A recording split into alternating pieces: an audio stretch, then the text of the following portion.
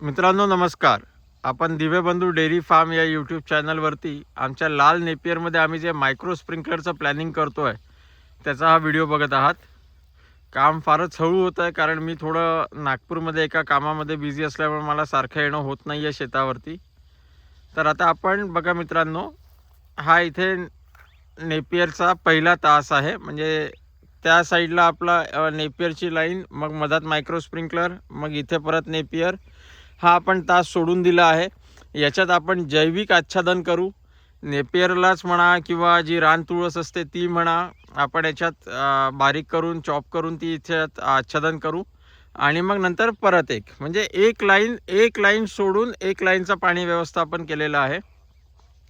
साधारणतः त्यांचं असं म्हणणं होतं की हा जो मायक्रो स्प्रिंकलरचा आपण बघत आहात, हा 5 फूटाच्या रेडियसमध्ये पाणी देतो, म्हणजे 10 फुटाची डायमीटर. म्हणून हा प्रति 10 फुटावरती लावलेला आहे. तर आपण बघू शकता अशा पद्धतीने पाण्याचं व्यवस्थापन करतो आहे की जेणेकरून हा पूर्ण माझा जो 3 एकरचा लाल नेपियरचा प्लॉट आहे हा मी एका दिवसात ओलीत करू शकेल. आपण हा बघू शकता लाल नेपियर.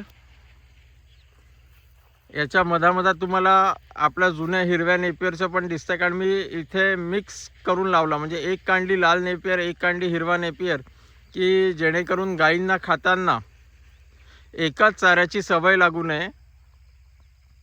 कारण गाईंना एकाच चाऱ्याची सवय लागली की चारा बदल करत असताना मग तुम्हाला 7 दिवस फार काळजी घ्यावी लागते. एक चारा हळूहळू कमी करत न्यावा लागतो, दुसरा चारा हळूहळू वाढवत न्यावा लागतो. तर अशा पद्धतीने इथे मी मायक्रो स्प्रिंकलरचं प्लॅनिंग केलेलं आहे. नेटाफेम कंपनीचंच आहे हे पूर्ण. मित्रांनो, घेताना कंपनीचं घ्या. काय की सर्व्हिसमध्ये मग आपल्याला प्रॉब्लेम येत नाही. आपण पैसे वाचवण्यासाठी आपण लोकल कंपनीचं घेतो आणि मग आपल्याला मनस्ताप होतो. त्यापेक्षा करतानाच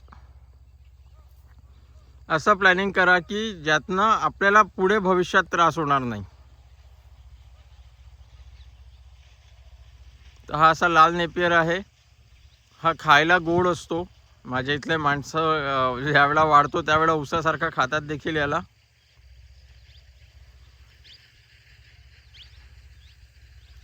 आणि मी जरी सेंट्रलाइज ड्रीपचं माझ्याकडे असलं तरी मी याला याच्याच बाजूला विहीर आहे, तुम्हाला दाखवतो.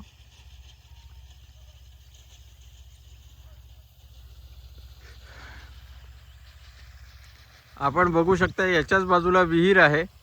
त्या विहिरीचंच पाणी मी या मायक्रो स्प्रिंकलरसाठी वापरणार आहे. इथेच सेपरेट फिल्टर देणार आहे, इथेच वेंचुरी देणार आहे. म्हणजे माझ्या समजा एक मोटर खराब झाली किंवा माझा एक स्टार्टर खराब झालं, काही इलेक्ट्रिकलचा प्रॉब्लेम पर्टिक्युलर एका ठिकाणी आला, तर उरलेल्या शेतात मात्र माझं पाणी सुरू राहील. यासाठीचं मी प्रत्येक विहीर, प्रत्येक बोर वरती आता यावर्षी काम करत असताना प्रत्येक ठिकाणी वेगवेगळी सिस्टीम देणार आहे. मला सेंट्रलाइज ड्रीपचा अनुभव चांगला पण होता, वाईट पण होता. त्याच्यामुळे मी त्यातनं ही गोष्ट शिकून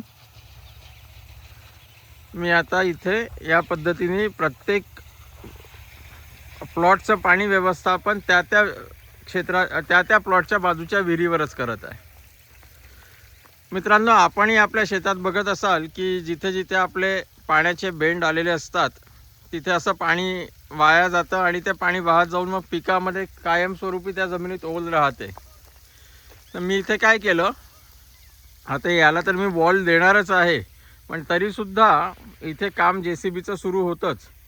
त्यावेळेला इथे मी 4 फूट बाय 4 फूट आणि 6 फूट खोल जलताराचा गड्डा करून घेतला.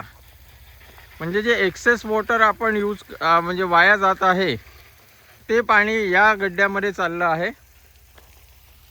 आता इथे नाल्या पण करून घेतो म्हणजे हे पाणी आणखीन कुठे वाहत जाऊ नये. आणि अशा पद्धतीने हे या गड्ड्यात पाणी चाललं आहे, आपण बघू शकता.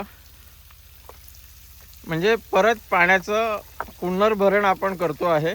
आणि हेच पाणी बाजूलाच आपले विहीर आहे त्या विहिरीमध्ये चाललं जाईल, म्हणजे ना पिकाला त्रास ना पाण्याची कमतरता. आपल्याला मी दाखवतो माझी विहीर पण. माझी विहीर आहे, हिचा साधारणतः 60 फुटाचा गाला आहे आणि 120 फूट खोल आहे. संपूर्ण विहीर ही रिंग पद्धतीने बांधलेली आहे आणि 80 फुटावरती इथे दगड लागलेला आहे. तर अशा पद्धतीने आम्ही नेपियरच्या 2 प्लॉटवरती यावेळेला पहिले मायक्रो स्प्रिंकलरचं प्लॅनिंग करतो आहे. आणि जसं जसं याच्यामध्ये रिझल्ट्स आम्हाला समजतील, आमचा अभ्यास होईल, तसं तसं आम्ही उरलेल्या संपूर्ण 20-22 एकर नेपियरमध्ये एक व्यवस्थित शाश्वत पाणी देण्याची पद्धत लागू करू. तर तुम्हाला आमचा व्हिडिओ कसा वाटला आम्हाला कॉमेंटमध्ये नक्की सांगा. काही प्रश्न असतील तर कॉमेंटमध्ये टाका, त्याची उत्तर आपल्याला देण्यात येतील. आणि आमचं चॅनल लाईक आणि सबस्क्राईब करा. असेच नवीन नवीन व्हिडिओ तुम्हाला दिव्यबंधू डेअरी फार्मवरती बघायला मिळतील. धन्यवाद.